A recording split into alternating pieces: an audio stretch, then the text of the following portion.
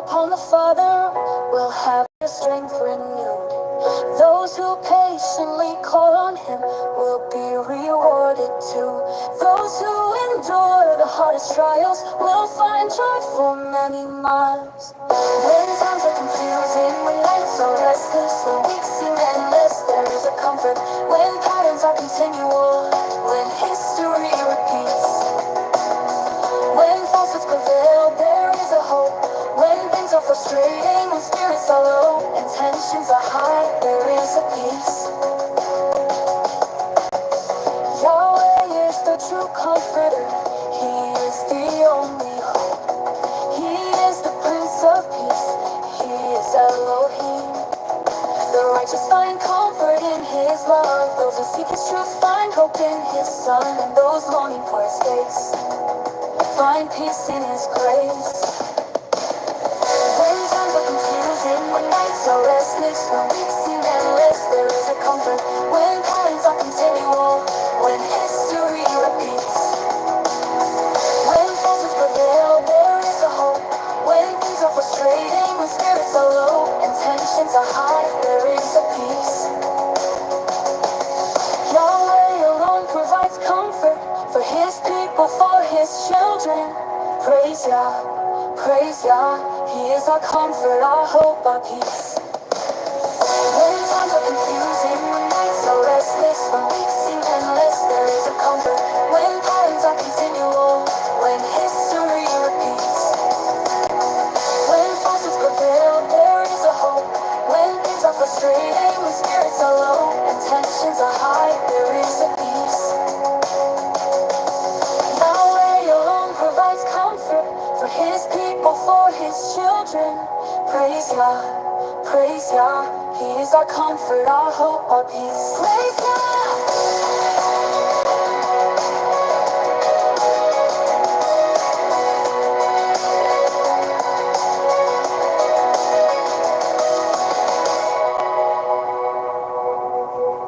Yahweh alone provides comfort for His people, for His children. Praise Yah, praise Yah. He is our comfort, our hope, our peace. Praise Yah.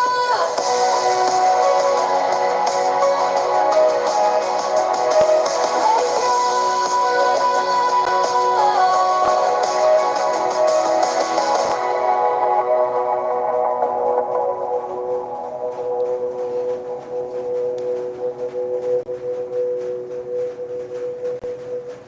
Shabbat Shalom, everybody. My name is Jason. I'm Caden. I'm Jaden. I'm Nicole. I'm Eli. And we are the Yahuwah and the Torah channel. And we thank you guys very, very much for being a part of our little reading on a Shabbat. It is an appointed time of our Creator.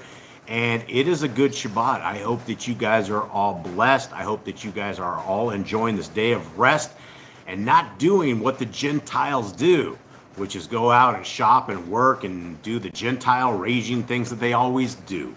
So with that, everybody, much love to every single person out there. Cade, will you please open us up in prayer? First and Father, we thank you for this day, and we thank you for, once again, your day you have appointed for us, the day you've given us, the day you knew the humans needed rest, that they should not work all 7 days. So you gave us a day, you set a point, you said you would be our Elohim, we would be your people, and we look forward to that. We look forward to the kingdom to come. We ask that as we continue in your Torah that is counted righteousness, that you count it to us and you remember us in the days of trials and tribulations, and that your Torah and your words today are sanctified, that the Ruach is on our eyes, on our hearts, and our souls to understand your word. In Yeshua's name, amen. Okay, all right. Good morning, much love. I guess it's maybe good evening to some of you guys out there. It is good afternoon to us down here in Central South America. Jade, will you please open us up? Hear, O Yisrael, Yahuwah Elohim, Yahuwah is one. And you shall love Yahuwah your Elohim with all your heart, and with all your being, and with all your might. And these words that I command you today shall be in your heart, and you shall impress them upon your children, and shall speak of them when you sit in your house, and when you walk by the way, when you lie down, and when you rise up. And you shall bind them as a sign on your hand, and they shall be as frontlets between your eyes. And you shall write them on the doorposts of your house and on your gates. Absolutely beautiful words that come and tell us a tremendous amount of things. Number one, it tells us that our Creator is one. That tells us our Creator is not three. He is not the Trinity. He is not multiple people, and He's not sitting here trying to trick us. and tell us he's the son when he's the father, and the son and he's not the father. You know, it's one of these things that we have been tricked. We have been tricked, a lot of us, and we are in what I believe is the apocalypse. I believe that the unveiling is amongst us, and that we are in what it has to be described as the end times. And so it is in these end times that a lot of people will just open their eyes, and all of a sudden, all this religion rhetoric, all this garbage that they hear in a satanic religion, all of a sudden their eyes pop open and they decide that they absolutely want more than this less than lukewarm version of something that has been given to us in all of our scriptures. Now, for those who do not know, we are the people who believe that the first 5 books of scriptures, Genesis, Exodus, Leviticus, Numbers, and Deuteronomy, are the foundational guideposts for all life. They are, in these books, it contains the words of wisdom, it includes the words of great instruction, and it tells us about a people who are different than the rest of the world. And if you look at the rest of the world is pretty sick. It's pretty foul right now. It is getting worse and worse and worse.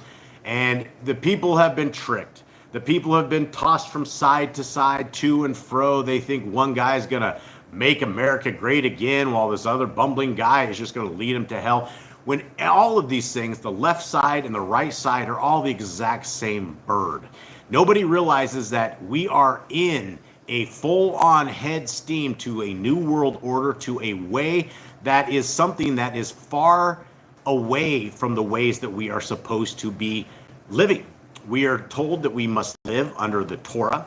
That, in fact, it doesn't say we must live, but it says if you want to be children of the Most High, if you want to be protected by Elohim in a way that is supernatural and spiritual, then we do that by being loyal and faithful to the individual who was loyal and faithful to us. Now, we have been given extreme loyalty and extreme faithfulness because we have been created in a good way. We have been given great instructions. We have been given the first 5 books of scriptures, and we've been told that if you want to be my children, then you must keep them. But you will see people that goes, oh, the laws are dead, they're on the cross, they don't matter. And you will bring up a verse like Matthew 7, where it very clearly says, our Messiah, those who call him Jesus Christ, Jesus tells everybody to go to hell. Now, the Christians will have their eyes, and they'll start crossing their eyes about now, and their eyebrows will be lifted up. They're like, well, Jesus never tells us to go to hell. He's a lovey-dovey guy that's going to be on this great bus of rapture, and it's going to take all of us disobedient, bad children to a great, wonderful place where we can live out the rest of eternity as being bad children.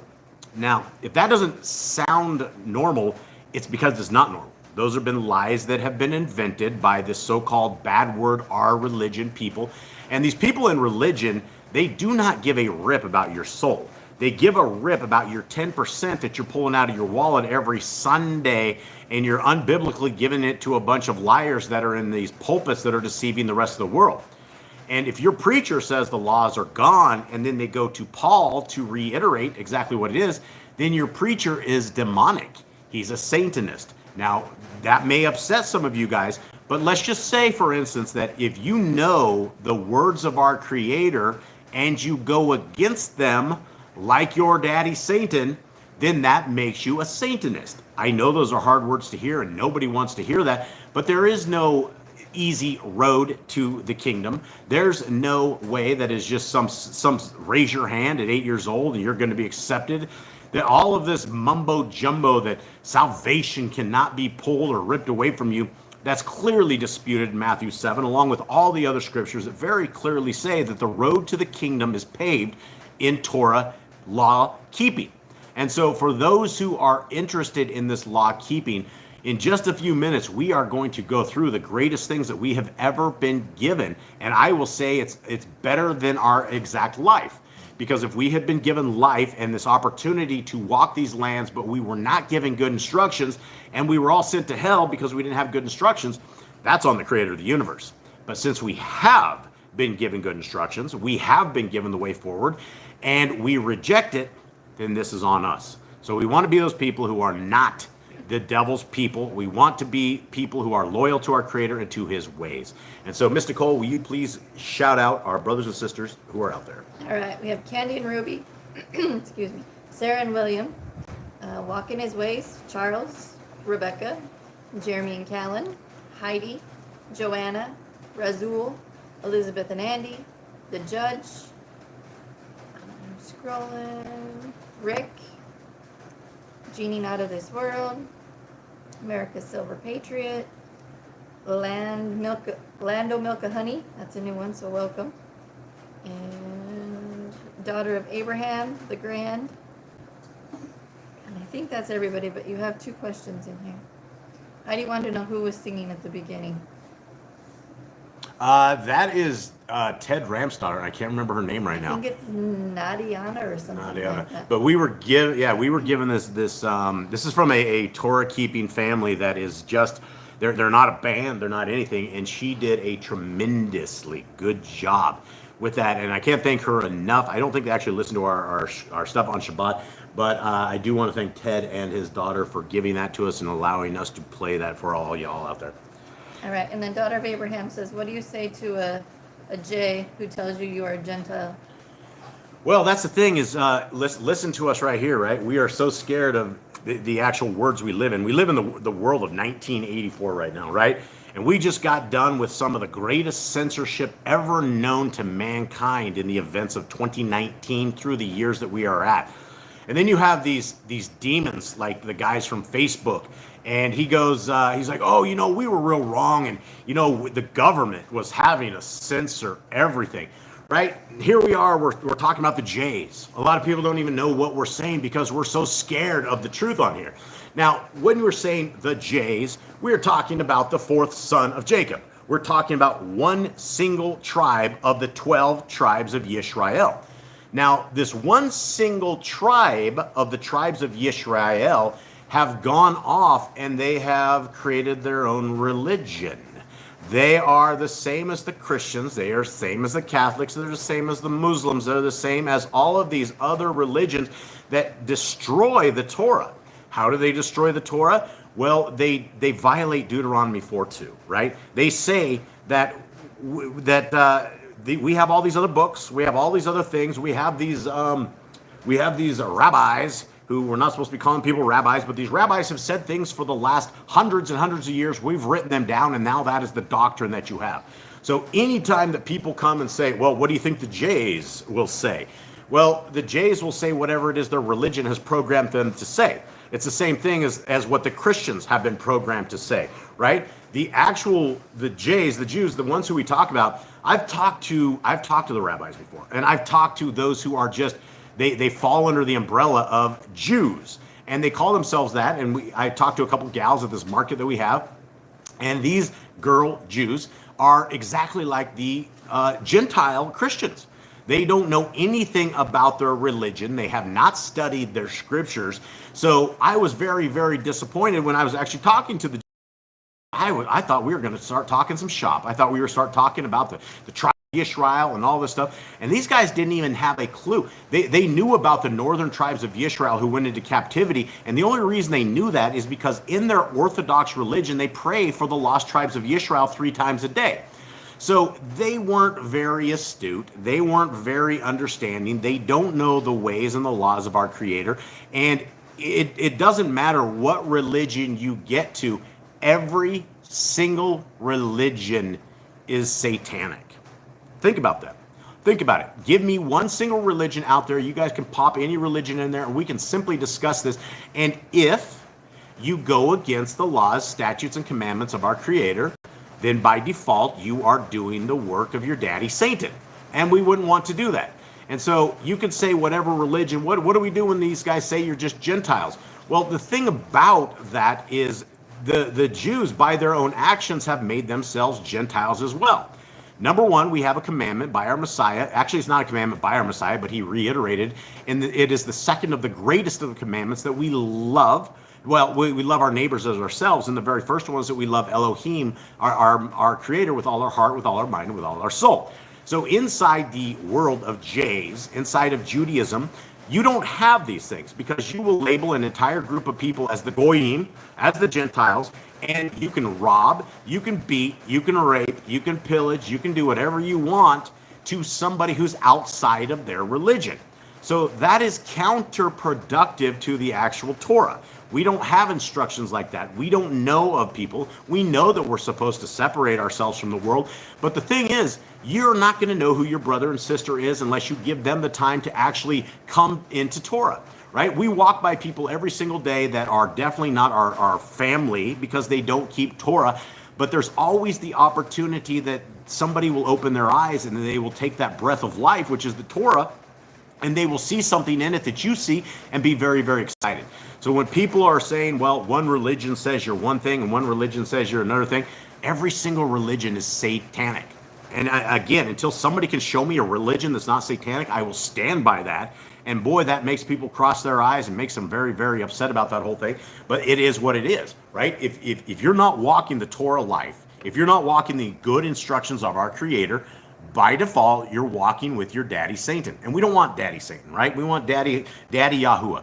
So hopefully that will answer that for you guys in that. And hopefully we don't get kicked off YouTube because they love their friends. Okay, continuing on, what we are going to do right now is we are going to go through these laws, these statutes, and these commandments. Now, these are the good instructions that we have been given, that you have these satanic religions and they say they're not good.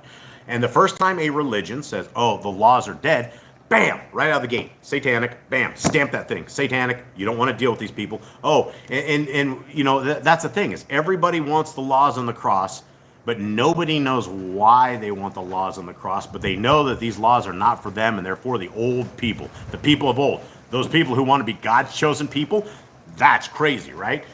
Well, we're the people who want to be Yahuwah's chosen people. We want to be loyal to the one who gave us life, who gave us an opportunity to live on these lands, who gave me an opportunity to speak to all of you guys out there. And you guys have all the opportunity of hearing. So our Creator deserves a lot of loyalty, a lot of respect, a lot of dignity, everything. He's given us great things. And so, guys, with this, here we are right here. Commandment number 1, and these are all in order in which you will find them in the scriptures. And so commandment number 1, be fruitful. Number 2, multiply. Replenish the earth, subdue it, have dominion over the fish, fowl, and every living creature. The herb bearing in every tree is for food. Man and woman should build their own families. Master sin. Every clean, willing thing that lives shall be food for you. Do not eat the blood.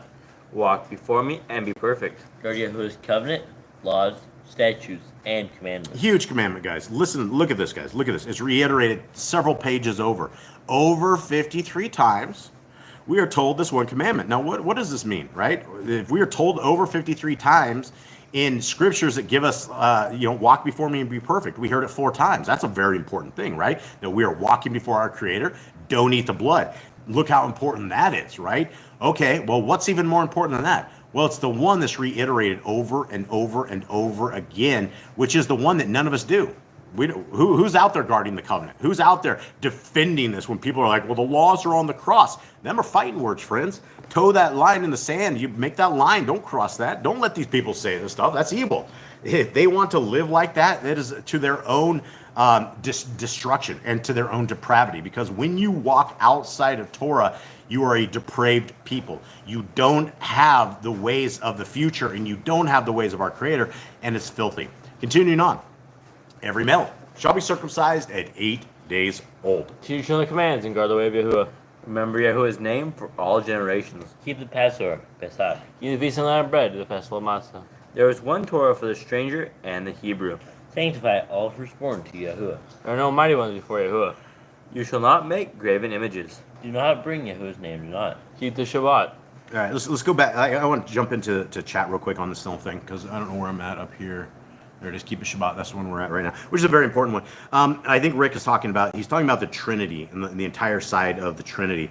And yeah, is that when Messiah was on the cross, he was talking to somebody, right? He wasn't talking to himself. He was talking to his Father. When he was in the Garden of Gethsemane, when he asked his Father if it is his will to take this away from him, he's not sitting here and contemplating to himself if he wants to do this or not. He had already decided that if this was Messiah's will, and he had a way out of this, he wouldn't have done it, right? It was something that he saw in the future that was a very, very bad thing. So when and you see this all the time, and even people on this channel will come and they still think that the Creator and His Son are the exact same entity. Now, when we have the entire story of Isaac, and we had Abraham that was told to take his only son up to the top of the mountain and kill him, right? That's the same thing that our Son did for us. It wasn't Abraham going up to commit suicide on top of a hill, right? He didn't tie his feet, and he didn't lay on this thing, and he didn't stab himself in the neck and call it a sacrifice. What he was told to do was to take his only, what he considered a legitimate son, to the bloodline of what was promised to him, and he was told to take him up there. Now, people get very, very confused because we have this story. We have this precedent of a father and his son, and the father having to take out his son. And the thing about it was, our Creator did not make Abraham do that, right? Abraham was willing to do that. He was going to sacrifice his son, but he didn't end up having to do that. But this is where our Creator literally had to do that. He didn't get off the hook. Messiah Yahushua didn't get off the hook. They ran this all the way to the fruition of the will of our Creator. And so it's very important that we get the deity of our Creator. If you're okay having the Creator of the universe die at the hand of his created entity, and for 3 days, our Creator was out of commission, right? Who's running the universe? Who in the world's running the universe when they killed the Creator off, right? Was it 3 days of just madness, or was it literally the Son of the Most High killed in the way that his Father allowed him to be killed? So it's very, very important that we get this. There's something else. What else do we have in chat here? Just above that one. Yeah, and then coming, a lot of these, where's Jeremy's thing on this? I think I saw that. Where he says we are grafted into Yisrael, and it says all throughout Scriptures a mixed multitude came out of Egypt and was grafted in. That's something everybody should very much understand, is that this is not a black thing, white thing, red thing, yellow thing, whatever color of skin you have. This is no such thing like that. When anybody brings up so-called racism, that is all satanic. That is something that has been man-made. That is something used to divide and conquer. That is something that everybody thinks that the color of your skin matters about anything at all. And there's literally these angry black Jews. They call themselves angry black Jews. I don't know if they call them that, but they call them the Hebrew guys.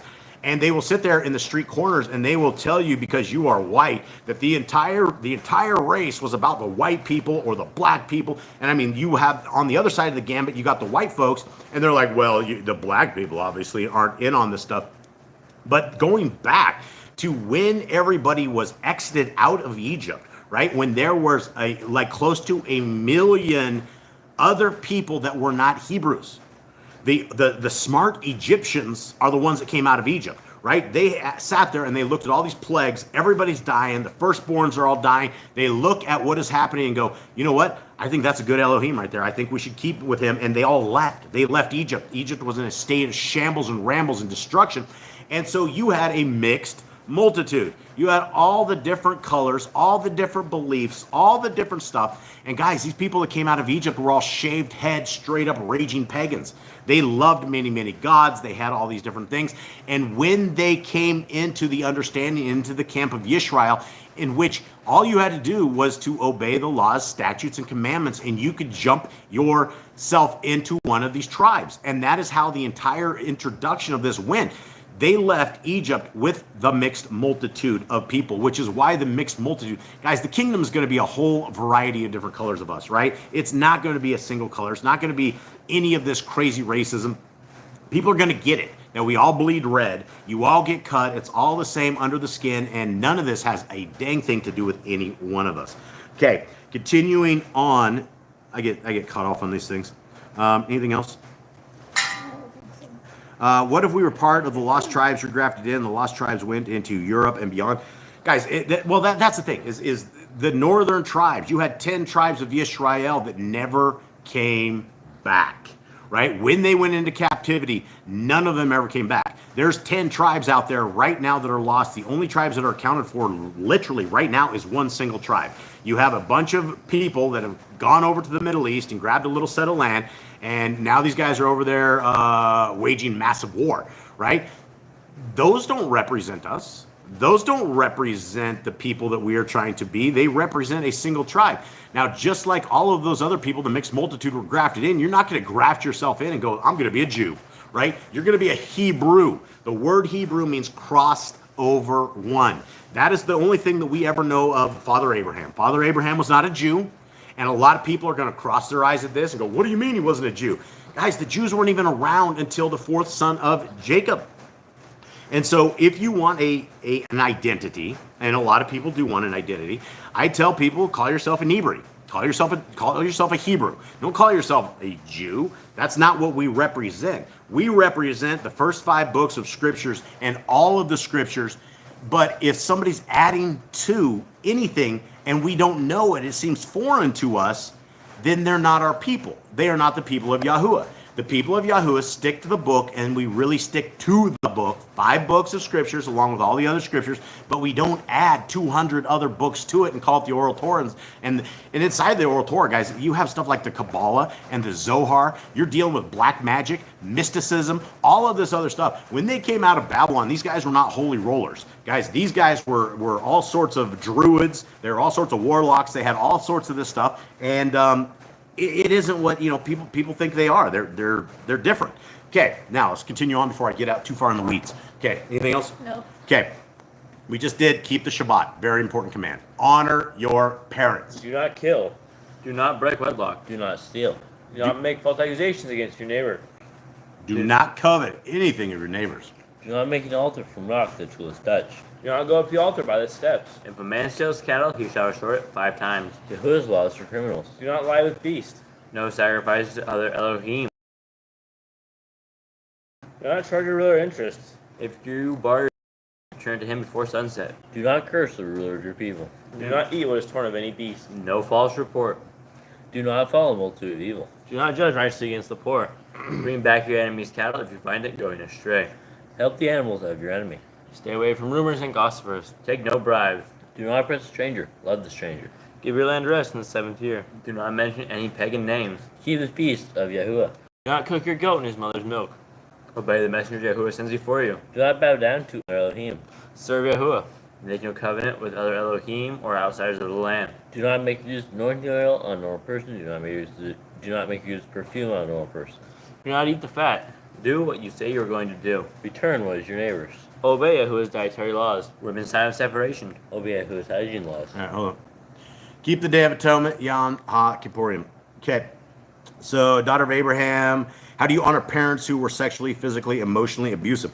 Well, it's one of these trips, right? It's one of these long roads of, well, I mean, there's a lot of stuff, right? And a lot of this is you talk to anybody, and I guess the key to ever getting rid of this, and again, these are hard things, right? These are very, very hard things to deal with. A lot of us have come from a very abused places in relationship, and people are like, oh, just forgive them. And sometimes that's really, really hard, right? Sometimes, for my mom, it took 25 years before I ever started like literally calling her again, even like going. And I came out of an abusive childhood, or little tougher than normal stuff. It really took the majority of my adult life before I even had, and I didn't even have a desire to even talk to her. I it's one of these things that once you escape out of this stuff, a lot of times we don't want to look back and we don't go there. But I will tell you, after 25 years of really having zero to little contact with my mom, it was about maybe 4 or 5 years ago that I decided that I wanted to get some information, because I'm kind of a mutt out there. I never had a dad. In fact, I have multiple dads, and so I don't even know who my dad was. But I was trying to get some more information before she keels over. And as we started talking, she's we started chatting, and it was over the last 4 to 5 years that we ended up with, I guess, as close of a relationship as you can possibly get with somebody who was, as a child, an abuser. And, I talked to a lot of guys in prisons, a lot of guys that, 25 years ago, they did some incredibly heinous stuff. And I mean, they murdered people, stuck them in trunks, drove them off the side of cliffs. I mean, there's just some crazy stuff. But a lot of things that I talk about, and as I'm talking to these guys aren't the same people that they were 25 years ago. They aren't the same dude and the same kid and the same times and the same people that went and would do a kind of thing that they did. And a lot of us, my mom isn't Torah based. She was a hardcore Christian. There's no rules and regulations of our Creator. I was raised as a straight up raging Gentile. So it took me, again, 25 years to ever come to the point where I had enough respect. I couldn't even talk to her. I made my wife deal with her for the majority of my life. And now that I'm talking to her, it's a lot different. But I had to go through forgiveness phases of my own. I had to realize that maybe I didn't know everything that I thought that I knew back in the day, that maybe some of the beatings were probably warranted. And I'm not saying all of you guys that got beat, anything's warranted, but I'm just saying there's a lot of things you can consider after having a lifetime of growing up and doing that. So as far as coming back to any of this, number one, if you have the hate and the resentment of the evil that was done to you in the youth of your years, which is very, very hard to get rid of, you're never going to find that relationship.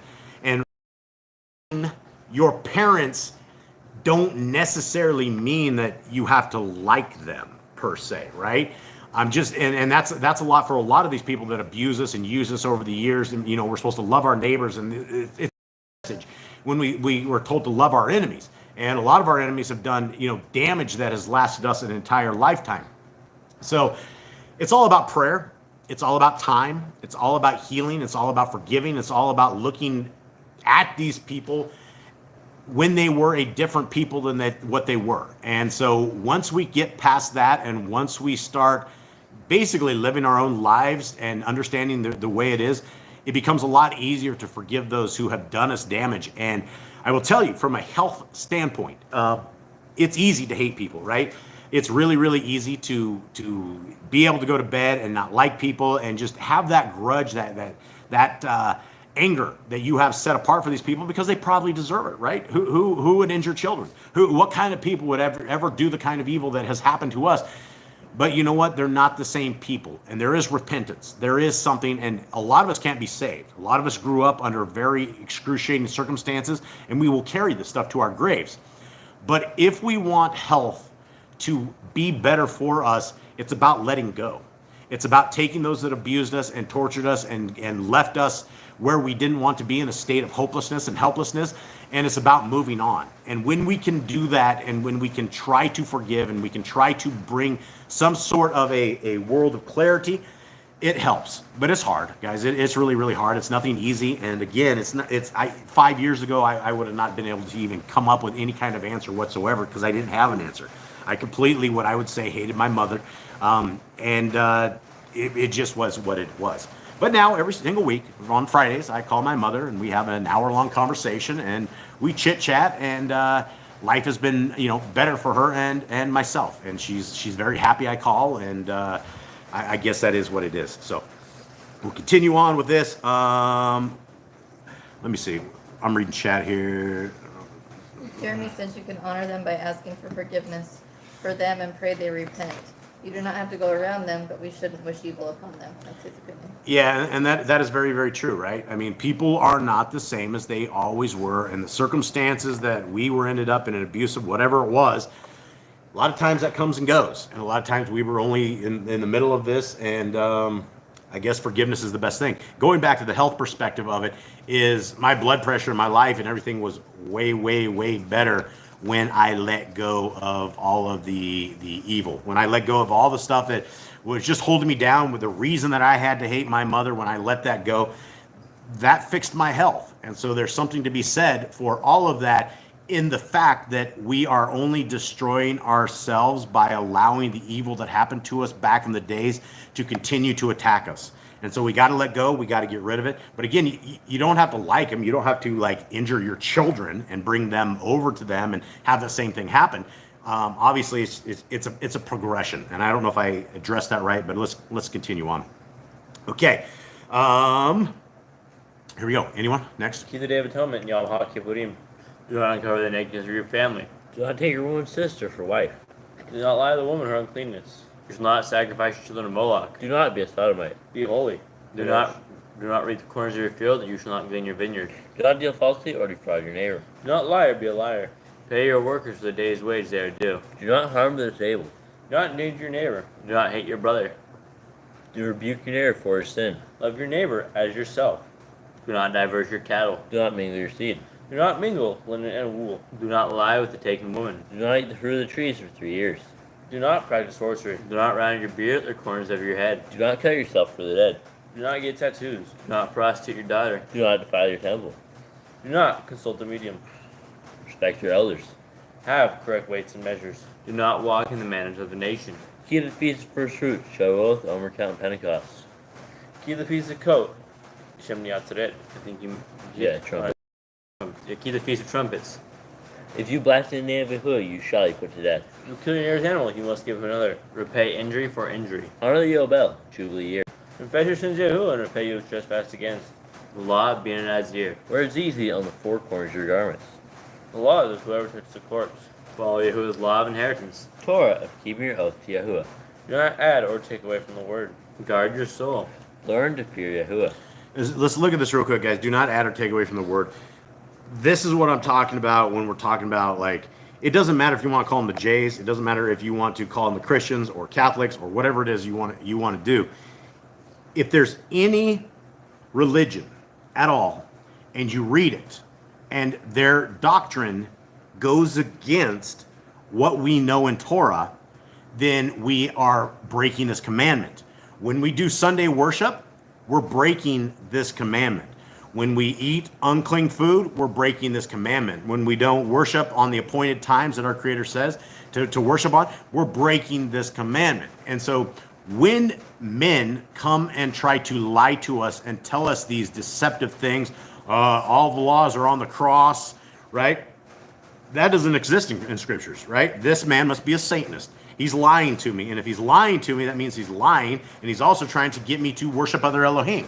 Because if you have no laws, by default, your daddy is Ha-Satan. That just angers a lot of people, and the Christians will vehemently deny this. They will go, oh, we do not serve Satan. Yes, you do.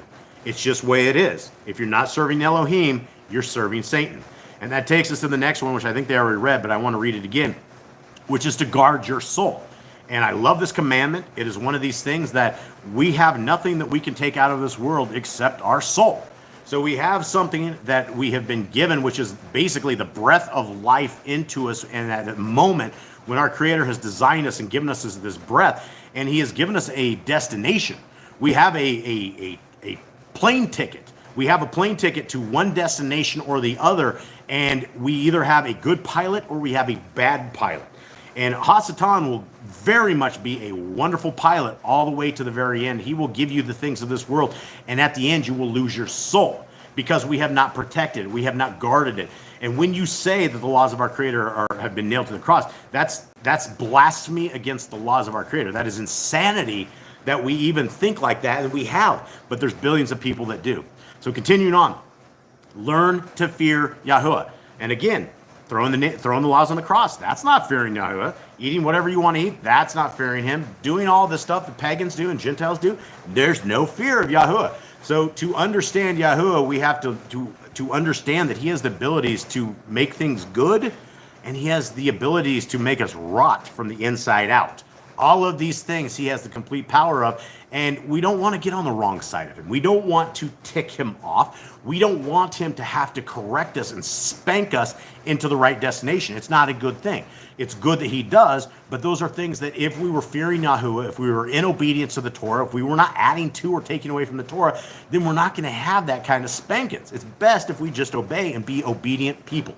Continuing on, we need to love our Creator, Yahuwah, with all of our heart. And again, that's the lie of the Christians. They will tell you, oh, we love God with all our heart, mind, and soul, and we love our neighbor as ourselves, and that's all the Torah is. You will hear that time and time again. Continue on. Bind the Torah upon your hand and the frontlets between your eyes. Write the laws on your doorposts. Do not tempt Yahuwah. Do what is right and good in the sight of Yahuwah. Do not be afraid of your enemies. Remember Yahuwah. Circumcise your heart. Cleave to Yahuwah. Swear by His name. Destroy graven images. Do not make an idol of Yahuwah as the pagans do to their Elohim. Rejoice in all Yahuwah has blessed you with. Do not do what is right in your own eyes. Do not hearken to the words of false prophets. Do not make any baldness between your eyes for the dead. You shall not eat any abominable thing. You shall give to a stranger clean food that dies of itself, but you shall not eat of it. Give tithe your increase of seed year by year. The law is the end of the 7-year lease. Do not borrow from the nations. Do not harden your heart, nor shut your hand from the poor. Guard month one of Yahuwah's calendar. 3 times a year all males shall appear before Yahuwah. You shall make judges and officers in all your gates. Do not plant asherah poles near the altar. There must be 2 or 3 witnesses. Hearken unto the prophet Yahuwah is chosen. The prophet test of Deuteronomy. Do not remove your property line. How to deal with false witness among Torah keepers. The first child is get double portions. If your brother's talent or clothes are lost and you find them, you must return them. A woman should not wear what pertains to a man, nor a man wear what pertains to a woman. Isn't that funny? The United States of America, after all these years of the whole transvestite things, the old trainees, and all this madness of like hundreds of all these different genders, and then the people call him the Great White Hope, right? The Great White Hope. Donald Trump is out there, and he says something. This is literally 1984. You have some guy that gets up there and he says, well, there's only 2 genders, male and female, and people just start clapping like, this is great. Guys, this is something out of the movie Idiocracy. Like, if you would take this back to the movie Idiocracy, film that, and you would tell all of these people that there's 150 different genders or something of the sort, people would look at you like you're stupid.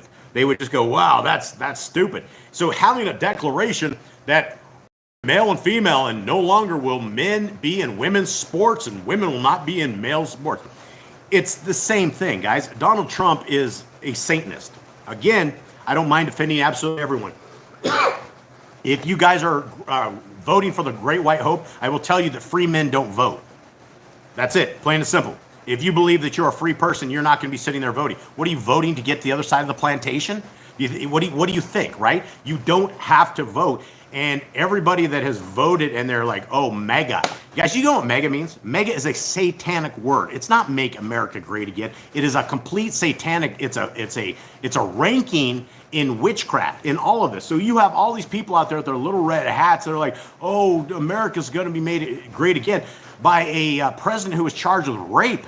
Right? This is one of the most foul people in the entire world, and all of a sudden, if you're looking for an antichrist structure of people who are like, wow, look at this guy can do, this guy is just amazing, right? You have it right here. So if you're looking for the candidate of somebody who's going to bring in the final days of the New World Order and all this stuff, look at what this guy did on the very first term that he ran.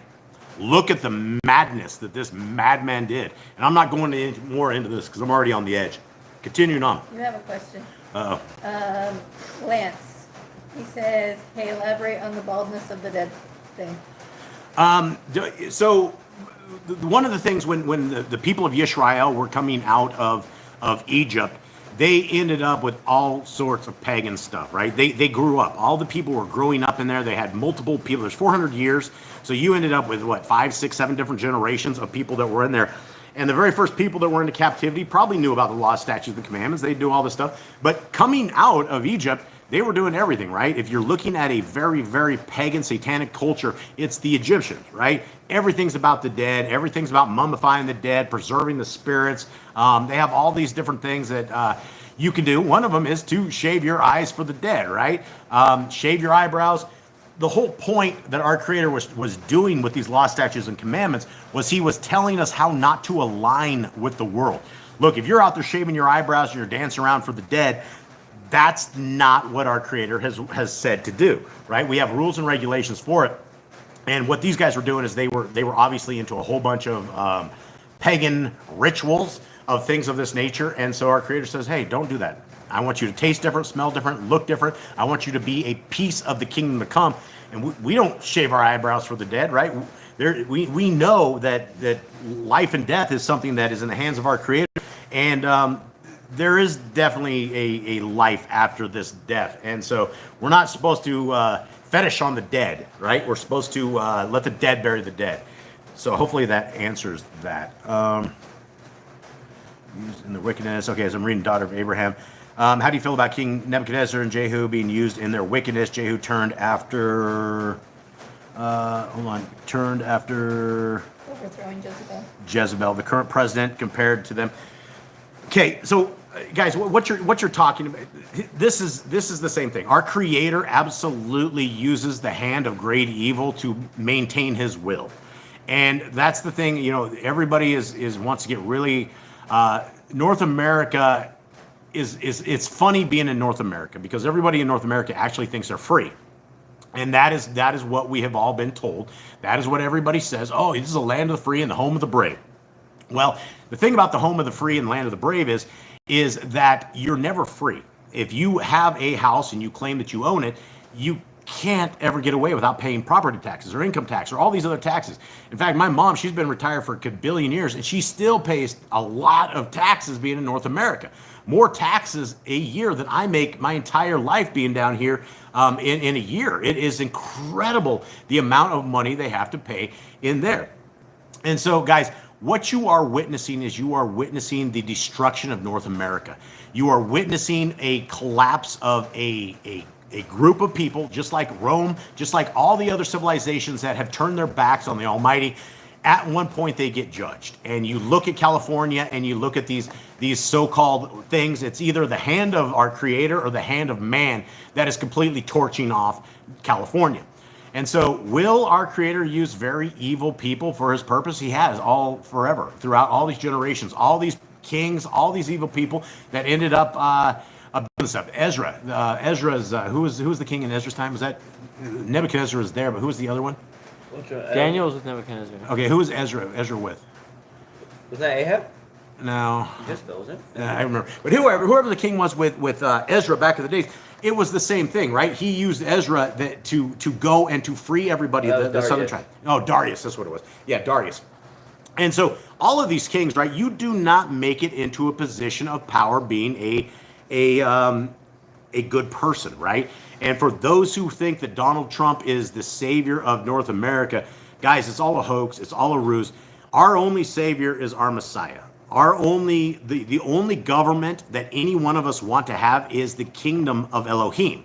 The rest of these governments, they're all corrupt, they're all jacked up, and that's exactly what our Creator doesn't want us to be under, is the hand of man. And so Donald Trump isn't going to save anybody, guys. I'm sorry if you guys feel that way. I'm sorry if that offends anybody out there. But you give it 4 years and we can rediscuss this, and I will show you a North America that is completely owned. It will be completely owned. And if you don't believe me, what is the very first thing Donald Trump said? He talked about AI governance when it comes down to that one thing that we can't even talk about on the internet anymore. And so 2 days into this, he already decided they were putting $500 billion into an artificial intelligence thing that is going to do how do I say this so I didn't get kicked off? I can't even say it without getting kicked off. But anyway, you're going to have a medical treatment that AI makes the treatment for after 48 hours. So they're going to take a drop of your blood and they're going to screen you for cancer, and they're going to make that little serum, the potion, and it's going to fix you, right? This is 2 days into his presidency, guys. You are watching the New World Order take fruition and run amok. It's not going to get any better, guys. This is why we absolutely, without a shadow of a doubt, we need to be in Torah. We need to be doing the ways of our Creator. We need to be ready for when there's any saving that need to be saved, that the people of Elohim, they'll call upon us. Okay, continuing on. I've definitely got out in the weeds today, guys. Sorry about this. Let's do it. Yeah, so anyone? Where are we at? Find a bird's nest with the mother and the babies, or eggs, take the babies, but not the mother. If you build a new house with a flat roof that they lived on, you must put a land around it. Do not be a prostitute. Do not use your money. Law of divorce. Do not take a bird's millstone for a pledge. If you lend your brother to not enter his house to get payment, he must bring it to you. Return his clothes before sunset. That was his pledge. Do not oppress a hired servant that is poor and needy. Every man shall be put to death for his own sin. Do not go back to the forgotten sheep in the field, leader for the stranger, fatherless, and widow. Do not muzzle your ox when he turns out grain. If your brother dies and has no child, you shall take his wife and name the firstborn after your brother. At the end of 7 years, you are to read the Torah at the Feast of Tabernacles. Okay, there we go, guys. These are the most controversial things ever, because you have billions and billions of people in thousands and thousands of religions that say they're no good for anybody. So if you have everybody saying these laws are no good, wouldn't we want to be on the other side of it and go, wow, I think these things make a lot of sense. Okay, So here we are, guys. We are heading back into the Torah. For those who have not been reading with us, we read out of the Torah and we also read out of the Besorah. Right now, as we cruise through scriptures, as we learn them and read them and operate from them and write them on our heart, mind, and soul. Jaden or anybody, give me a breakdown of where we are at to this point right here. Hit it, Sam. Okay, so we are in the book of Numbers. We are numbering people. We numbered the children of Israel to go out of the army. Then we numbered the Levites, and we are numbering a whole people. And last week we learned some more commands, like if a man gets jealous and thinks his wife is cheated, what to do? You take him to a priest and make him drink some dusty water. And if they swell up, they have cheated. But if they don't, then there's going to be some problems in the house. But that was what we learned last week. Okay. All right. So here we are. Guys, I get lost in your comments. So when you don't hear from me, I'm just like reading through the stuff with you guys. And if YouTube was like actually working platform, I could put this on the screen, but it doesn't work. So here we are. What's the Sora? Besorah. Besorah. This is the Besorah, the good news. Matthew, Mark, Luke, and John. And I think the book of Khalidi would definitely be in the Besorah. And so I don't know who actually named these things that, but that's what they call it. Okay, here we are. Number 6. And Yahuwah spoke to Moshe, saying, speak to the children of Israel and say to them, when a man or woman separates by making a vow of a Nazirite to be separate to Yahuwah, he separates from wine and strong drink. He drinks neither vinegar of wine nor vinegar of strong drink. Neither does he drink any grape juice nor eat grapes or raisins. All right, boys, where we have this. What do you guys make of this? Well, that is a strange thing. You know, you can't have any kind of grape things. So that includes wine, raisins. Does that include cranberries? I don't know if it'd be cranberries. It definitely says raisins. I don't think raisins. Can you make wine out of cranberries? You probably could, I think you can make wine out of any fruit. I think we made wine out of like some watermelon, bad milk or something in the fridge. we go down one verse, is whatever's made of the grapevine, so I don't think so. Okay. 4. All the days of his separation, he does not eat whatever's made of the grapevine from seed to skin. Thank you, Kate. All the days of the vow of his separation, a razor does not come up on his head until the days are completed for which he separates himself to Yahuwah. He is Kodesh. He shall let the locks of his hair of his head grow long. All the days of his separation to Yahuwah, he does not go near a dead body. He does not make himself unclean for his father or for his mother, for his brother or his sister when they die, because of his separation to Elohim is on his head. Now, guys, this is a thing that we can all do today, right? If you guys want to set yourself apart as a Nazirite, if you want to be in a way of complete obedience to our Creator, and I guess it's not a complete obedience to our Creator, because there's no forcing of us to ever take this vow. This is the vow of somebody who's dedicating themselves to our Creator and separating themselves from anything that is a part of this world. And so our Creator has given us the ways to do this and how to do this. And I know there's a lot of you guys out there that actually, a lot of long-haired folks out there that are under a Nazirite vow. And so if that is something that you guys want to do, this is the ingredients for this particular way to make it happen. Okay. 8. All the days of his separation, he is Kodesh to Yahuwah. And when anyone dies beside him in an instant, suddenly, and he has defiled the head of his separation, then he shall shave his head on the day of his cleansing. On the 7th day, he shaves it. Okay, so this is a big thing, right? How do you become defiled out of a Nazirite vow? Number 1, you would drink like wines, or you drink the vinegar, things like this. Grape. What's that? Eat a grape. Eat a grape. That would also do it as well. And so there is obviously something inside of the wine or something of the sort that our Creator has made part of a separate way. And so in the event that somebody dies next to us, which is absolutely a horrible, horrible thing, that vow is over. It's gone. You have death on you. There's death, and it actually tells you how and when to shave your head. Continuing on. And on the 8th day, he brings 2 turtle doves or 2 young pigeons to the Kohen to the door of the tent of appointment. And the Kohen and the priest shall prepare one as a sin offering and the other as a burnt offering, and shall make atonement for him, because he sinned by reason of the dead body, and he shall Kodesh his head on that day, and shall separate to Yahuwah the days of his separation, and shall bring a male lamb a year old as a guilt offering. But the former days are not counted, because his separation was defiled. Now, there's a lot of reasons why we would want to get into this, why we would want to set ourselves apart. I think it's a great idea, right? If you are looking for that ultimate, the ultimate sanctification, the ultimate set apart, and you are able to do this, this is a very interesting way to do it. Just don't cheat, Yah. Okay, continuing on. And this is the Torah of the Nazarite. When the days of his separation are completed, he is brought to the door of the tent of appointment, and he shall bring his offering to Yahuwah. One male lamb, a year old, a perfect one, as a burnt offering, and one ewe lamb, a year old, a perfect one, as a sin offering, and a ram, and a perfect one, as a peace offering. And a basket of unleavened bread, cakes of fine flour mixed with oil, and unleavened thin cakes anointed with oil, and their grain offering with their drink offerings.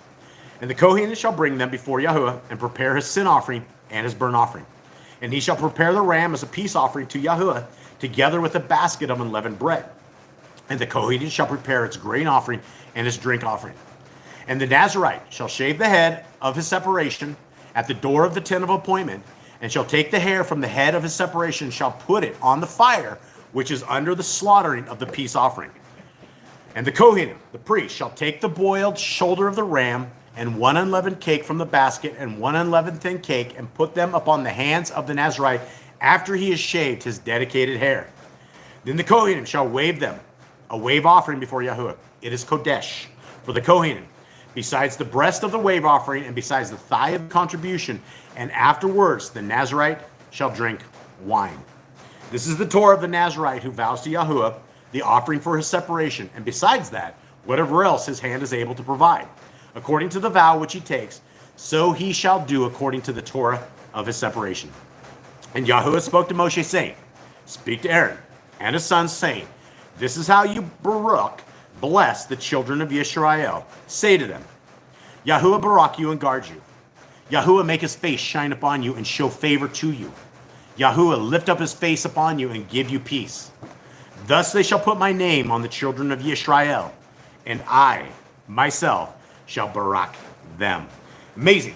Amazing, amazing, amazing. So these are, we hear two very incredible things in this chapter. One is essentially how to separate ourselves in the proper way, that we are far different than the rest of those all around us.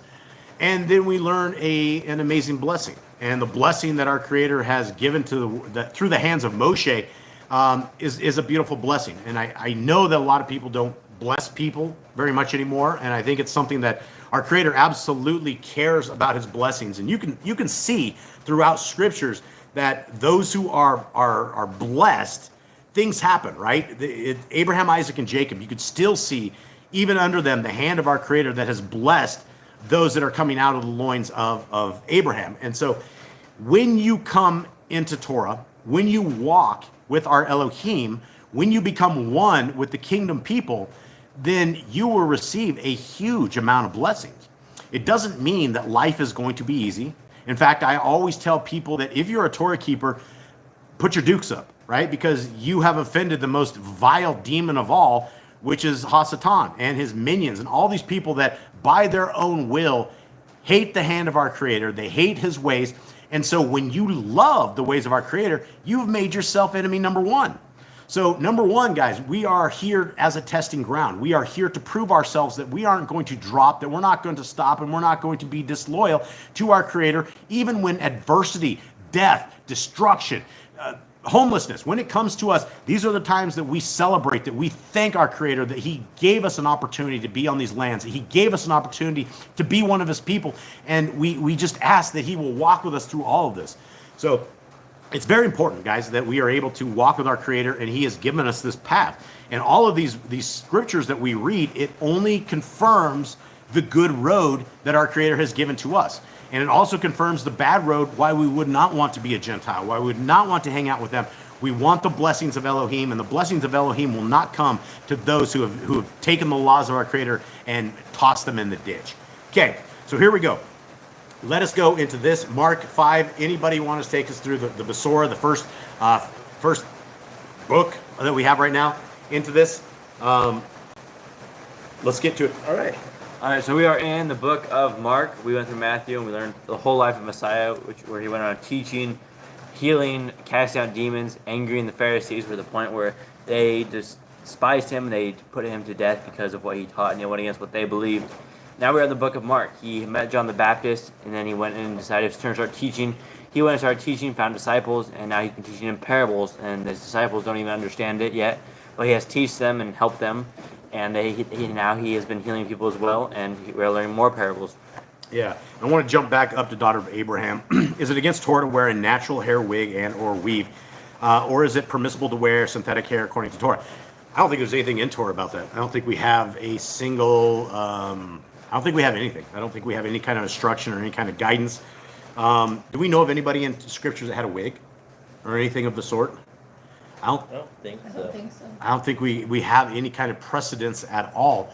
But I don't think it's a problem. I according to Torah, I mean, Yah, forgive me if I'm wrong, but we just don't have any kind of guidance in there. So I would say that I don't think that would be a problem.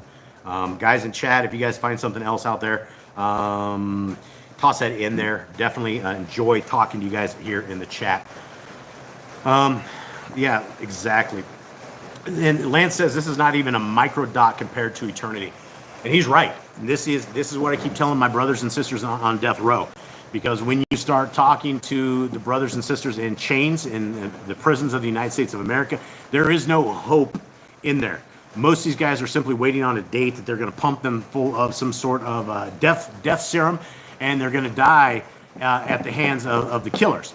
And so what I tell all of my brothers and sisters in chains, even though it's really hard for them to hear this, is that this world is but a vapor.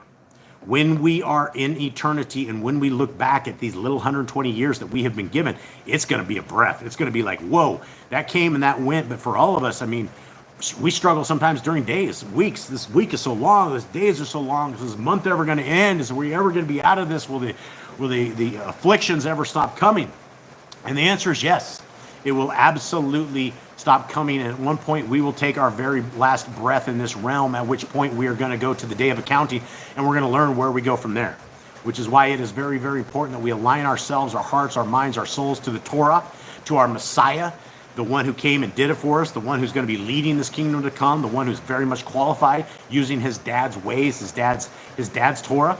That's our leader. And so very, very important.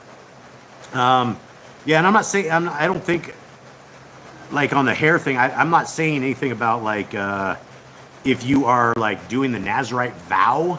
I was just stating that if somebody goes completely bald and you want to put on a wig, I don't think that's a problem. I don't think it's against Torah. We don't have any kind of instructions or any kind of guidance as far as that goes.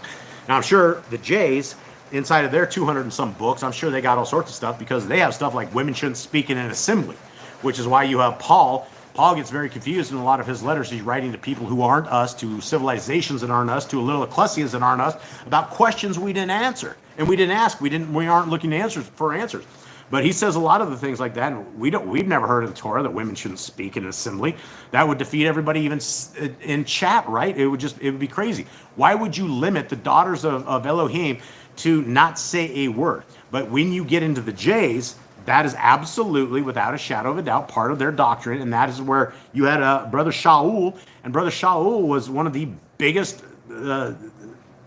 Jays there was, right? That guy had the Torah memorized along with the other 200 books, and so he knew everything. And when you have that kind of doctrine in you, you sometimes get confused, which is why Paul writes all sorts of stuff. Paul writes crazy stuff. He writes stuff like, you can't be a widow. You can't be a qualified widow unless this and this happens. You have to have references to be a good widow. None of this stuff goes in Torah. And so those who understand Torah, when we read the first 5 books of Scriptures, and that becomes our foundational guide, then we can read whatever we want to read, because then the red lights plop up, things like, I'm like, oh, this isn't good. And when you start reading other books of the Apocrypha, stuff that we have not included in Yah Scriptures, there's a lot of funky stuff. There's a lot of these extra pseudo books that are very, very Christianized, that are obviously not part of the original text. And we just got to be a student. All right, here we are. Let's get into this.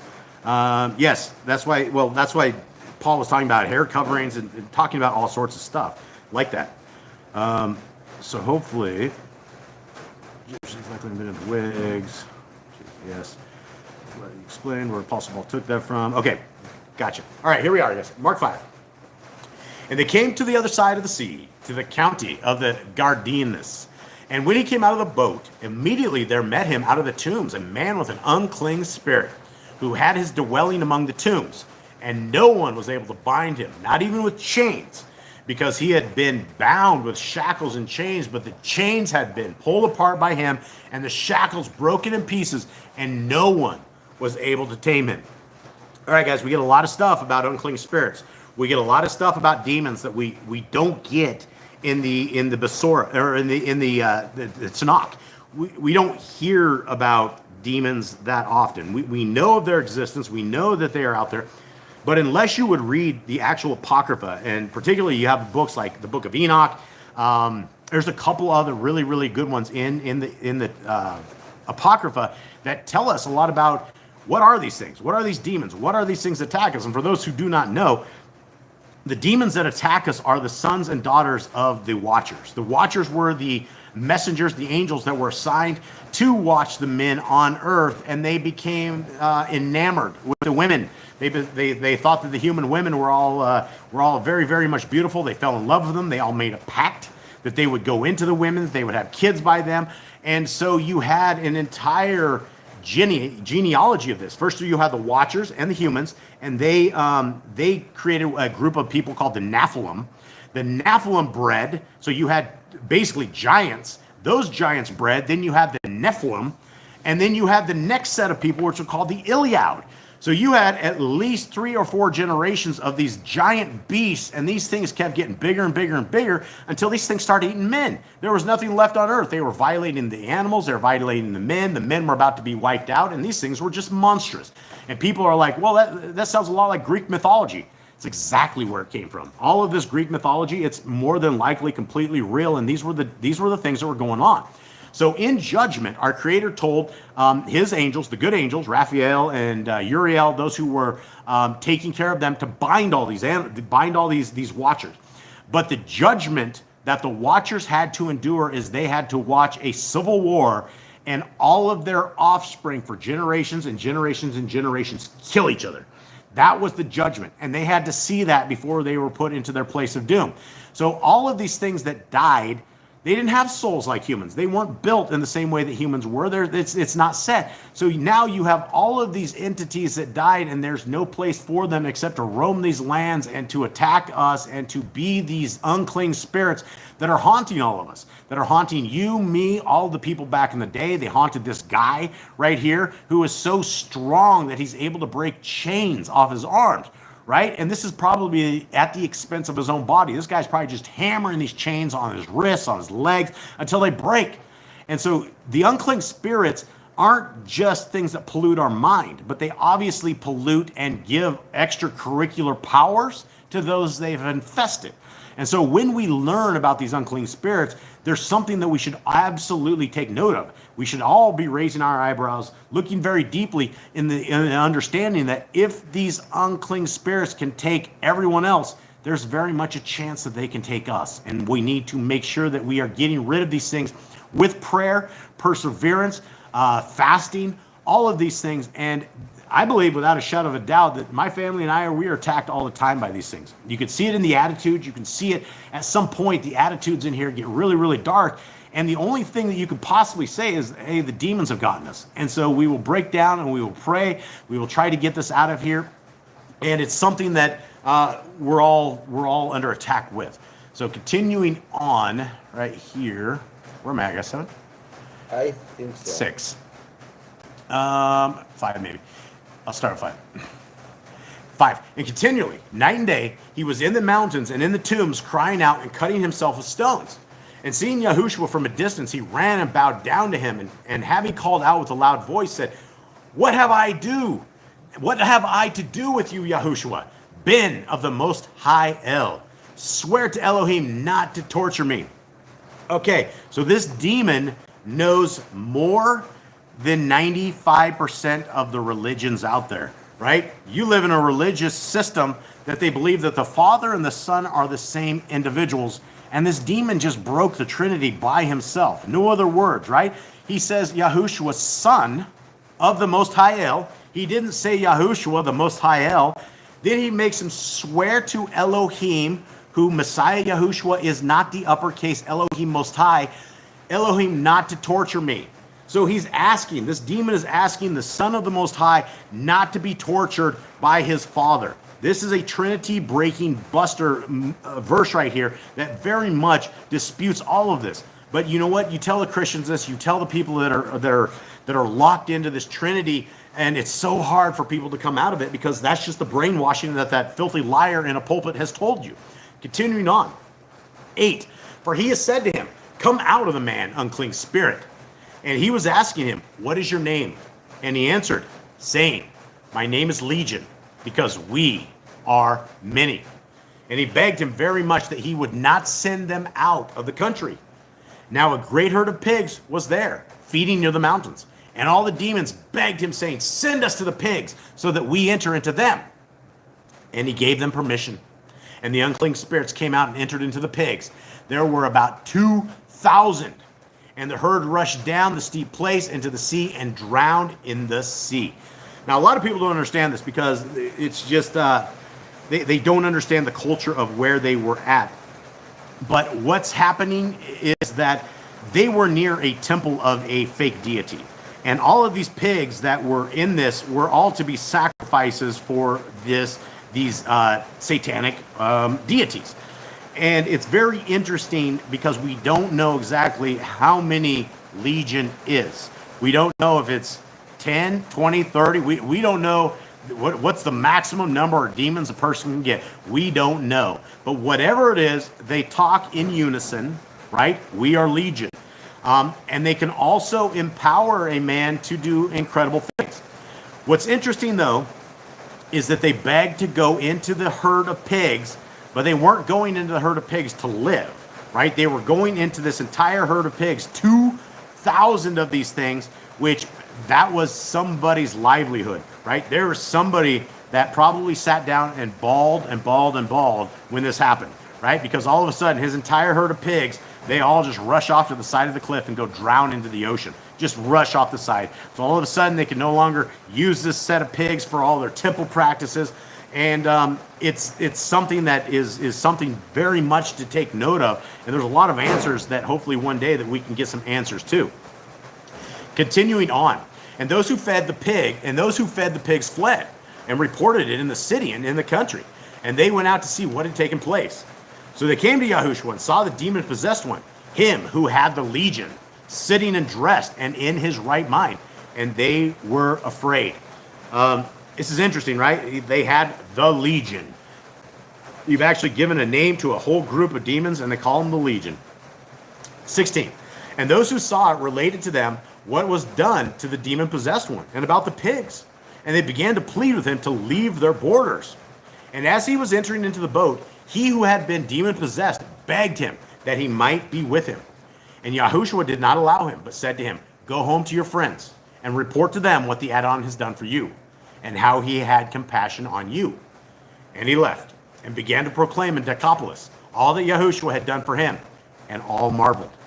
And these guys all marveled because they knew this dude was demon-possessed, right? This was one of these people that they know there was a dude out in the tombs who they could not keep in chains. And I would imagine if you went this particular way, that you probably would be a little sketched out when this crazy man came screaming for you, all cut up, all bloody, totally out of his mind. But what was in his mind were the demons. And I believe this is what we have all around us. I believe that every single one of these politicians have all made their pact, and they all have unclean spirits from every single one of them, including the homeboy and the crowd favorite, Donald J. Trump. Continuing on. And when Yahushua had passed over again by boat to the other side, a large crowd assembled to him, and he was by the sea. And see, one of the rulers of the congregation came, Yair by name. And when he saw him, he fell at his feet and begged him strongly, saying, my little daughter lies at the point of death. Come, lay your hands on her to heal her, and she shall live. And he went with him, and a large crowd was following him, and they were thronging to him. And a certain woman had a blood flow for 12 years, and had suffered much from many physicians, and spent all that she had and was no better, but rather became worse. Having heard about Yahushua, she came behind him in the crowd and touched his garment. For she said, if I only touch his garment, I shall be made well. Now, it wasn't actually the garment that she touched. It was the zeets of his garment. And in various other stories and accounts of this, it's definitely the zeets. But you can call it the garment. You can call it whatever it is. The Christians will say they touched the hem of his clothes. But that's not it. Because if we understood that this woman grabbed the zeets of our Messiah, then people should cross their eyes and wonder why our Messiah had zeets on. Because the Christians believe that Messiah, Yahushua, was a lawless rebel who came and brought a brand new religion, who brought a whole different way, and that the ways of his father aren't for anybody anymore. But Messiah wore zeets. Messiah always went to the appointed times. He kept Shabbat. He kept all of this. Every bit of these things that his father had told him to keep, he kept. Continuing on. And immediately, Yahushua, knowing in himself that power had gone out of him, turned around in the crowd and said, "Who touched my garments?" And his talmidim said to him, "You see the crowd is thronging you, and you say, 'Who touched me?'" And he was looking around to see her who did this. And the woman, fearing and trembling, knowing what was done to her, came and fell down before him and spoke to him all the truth. And he said to her, "Daughter, your belief has healed you. Go in peace and be relieved from your affliction." Amazing, amazing words, right? Only the words of our Messiah can give us this kind of understanding and this kind of power that he has, where Messiah controls life, right? He has the power of his Father, that he is able to control all this stuff around us in this created zone that we are into. And if Messiah wants you to be healed, he just says, "Go in peace and be relieved of your affliction." Amazing, amazing words. And as he was speaking, they came from the ruler of the congregation saying, "Your daughter is dead. Why trouble the teacher any further?" But having heard the word that was spoken, Yahushua said to the ruler of the congregation, "Do not be afraid, only believe." These are huge things, right? Like if we had a sign in our house that we needed something of understanding, I think this would be it, right? Do not be afraid, only believe. And that is one of these things that if you give this to the Christians, they will take the last two words, right? Only believe.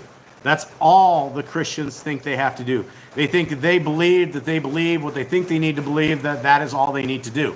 When in fact, it is very, very, very clear that we need to be doers of the Torah. We need to be workers of the Torah. You can't say that you are a Torah-based human being if you don't walk the Torah. Living the Torah, walking the Torah means that you live differently, your life is differently. You would never be seen with unclean food. You would not be seen worshiping with the pagans. You would never have a wreath over your house. You would not have Thanksgiving Day crap that's all over the place. You would not look like the pagans do. So what do we need to do? We need not to be afraid, but only believe. Believe in what we read and add it to action of our life. So I don't want people to get confused, because it's not just simply believing. If it was simply believing, in Matthew 7, when Messiah says, "Depart from me, you who work Torahlessness, you who work iniquity," that's not what it is. We are completely to be doers, just like James says, "Show me your faith, and I will show you my faith by my works." I will show you that the Torah is a life. It's not a religion, guys. Torah is life. And when you embrace it as life, when you embrace it as light, when you embrace it as a breath of the creator of the universe that has been given to us to walk these lands in a safer fashion than what we have, don't be afraid. Only believe and only follow.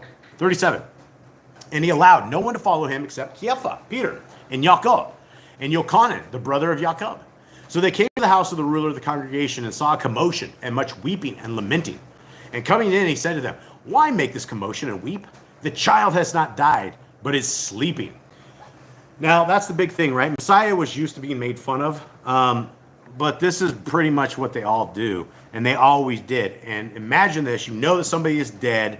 This guy from the outside comes in and says, "The child's not dead, but is sleeping." You guys have all seen the dead. You guys all saw the dead being carried.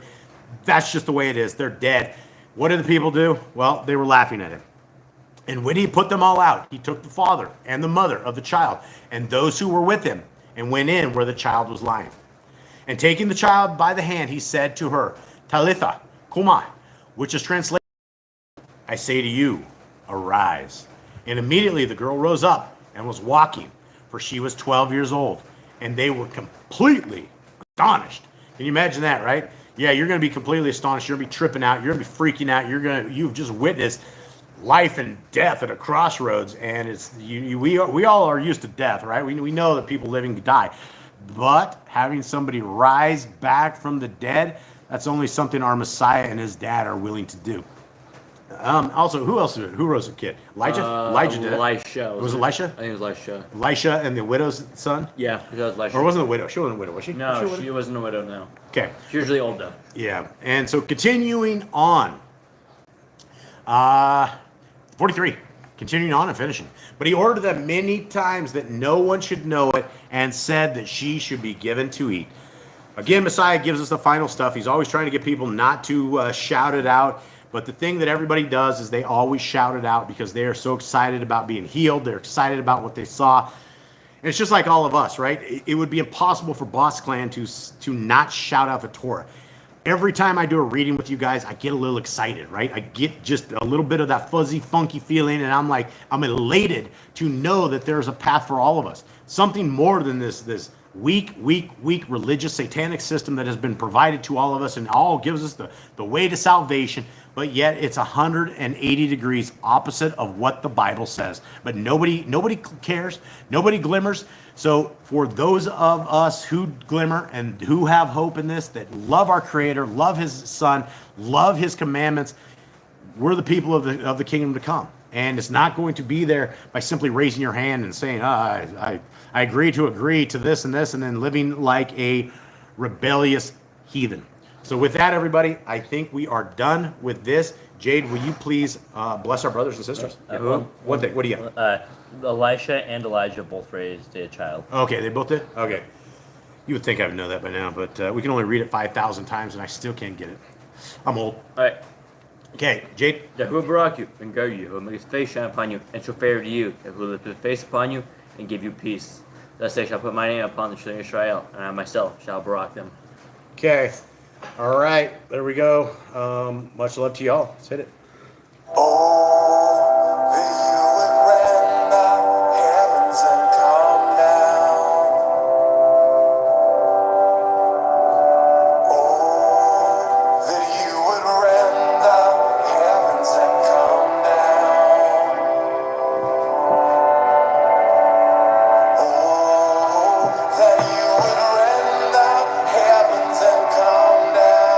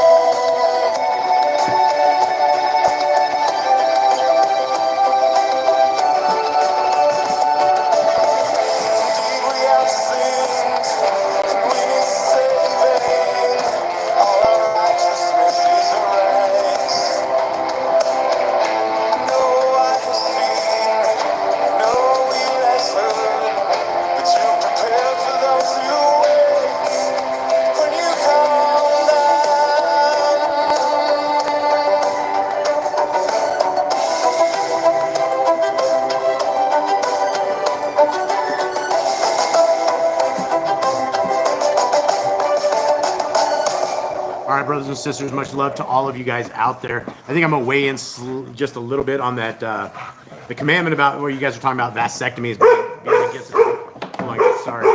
Hold on. Gotta fight the dogs. They get really excited when we're done here. Okay, so I think the only command that there would be on something like a vasectomy is to multiply. We have a commandment of multiplying, and if you guys are doing the old clippity clip, then you're obviously not going to be able to multiply. I don't think there's any other commands other than that. So, guys, I hope that you guys have a wonderful day. May Yahuwah bless you and keep you. May His light forever shine on you. May the grace of His ways and may the Torah forever be a part of your life, and may Messiah Yahushua forever be your leader in the kingdom to come. We love you all. Much love to you all. Shabbat shalom. All right, shalom.